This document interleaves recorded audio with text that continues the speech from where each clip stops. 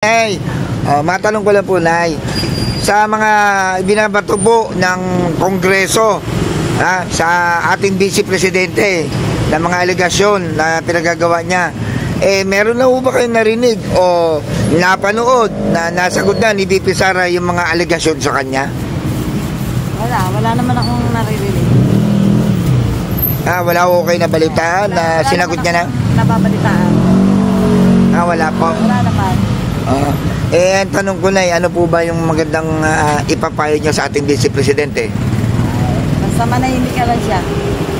Manahimik na lang. Para matapos pa. Susuportahan niyo po ba ang ating Pangulo?